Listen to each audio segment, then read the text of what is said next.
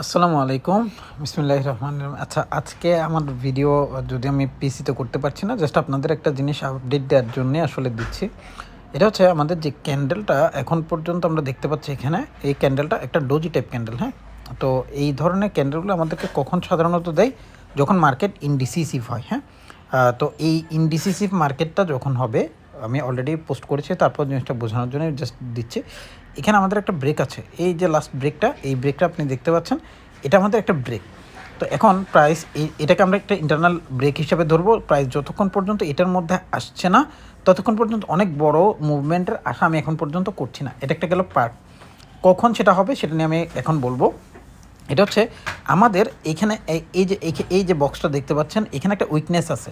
Price যদি এখানে যায়, যাওয়ার পরে যদি এটাকে ব্রেক না করে নিচের দিকে চলে আসে, সেক্ষেত্রে হচ্ছে প্রাইস এখানে আসবে।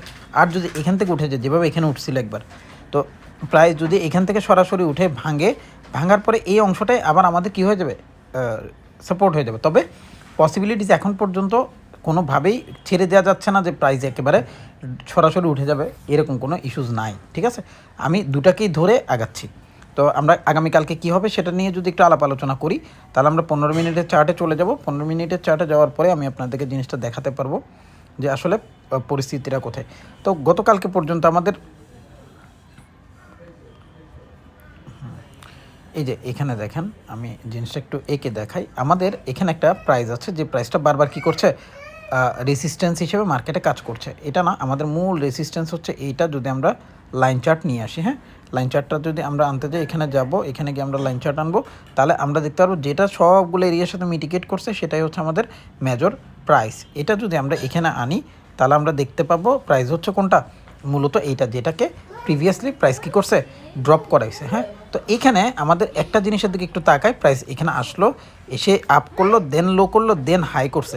এখানে আমাদের একটা ডাব্লিউ প্যাটার্ন হয়েছে, প্রাইস এখন ড্রপ করার চেষ্টা করছে, প্রাইস এখানে আসবে, ডাব্লিউ প্যাটার্ন থেকে উঠে উপরের দিকে যাবে। এখন আমরা গতকালকে পর্যন্ত যেটা বারবার বলছিলাম, সেটা একটাই জিনিস, প্রাইসে এখানে আমাদের তিনটা এরিয়া আছে। একটা এরিয়া হচ্ছে এইখানে, এটা আমাদের সেকেন্ড এরিয়া। ফার্স্ট এরিয়া থেকে সে ড্রপ করেছে, এখানে আসবার পরে, অর্থাৎ প্রাইস যখন এখানে আসবে, এখান থেকে উঠবে, উঠে এই প্রাইস যদি স্টেক করতে পারে খুব ভালো, স্টেক না করলে পরের স্টেক কোনটা, পরের স্টেক হচ্ছে এইটা। এই প্রাইসটা যতক্ষণ ভাঙতে পারছে না 5103-এর লেভেলটা, ততক্ষণ পর্যন্ত আসলে প্রাইস বাই হওয়ার পসিবিলিটিস অনেক কম। আমি এখনও বলছি না যে প্রাইস কী হবে না, বাই হবে না। প্রাইস নিচে আসবে, নিচে আসার পরে বাই করবে, এই এরিয়ায় আসার পরে ডিসিশন করবে, উপরে ভাঙবে, দেন ড্রপ করবে, দেন হাই করবে।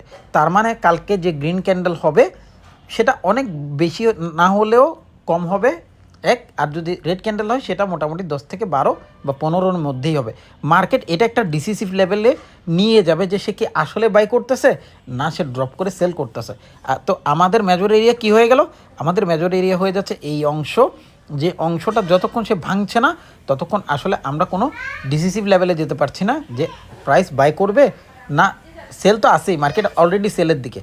তো সেল হওয়ার জন্য যে প্রসেসটা দরকার, সেই প্রসেসটা এখানে ক্রিয়েট হবে, যে সে যদি লাস্ট টাইম ব্রেক করতে না পারে, আলটিমেট প্রাইস কী করতে পারবে না, বাই করতে পারবে না। তো বাইয়ের যে এরিয়াটা আমরা 5000-এর লেভেল থেকে শুরু করছিলাম নিচে, ওই 5000 লেভেল পর্যন্ত প্রাইস কী করবে, ড্রপ ডাউন করতে পারে। এটার উপরে বেসিস করে আমরা আসলে আগাচ্ছিলাম। তো আমাদের কালকের দিনের একটাই প্রসেস, প্রাইস ড্রপ করবে, হাই করবে, এখানে যাবে, এখান থেকে আমাদেরকে ডিসিশনটা দেবে সে কি নিচে যাচ্ছে কি উপরে যাচ্ছে। This matter. Thank you.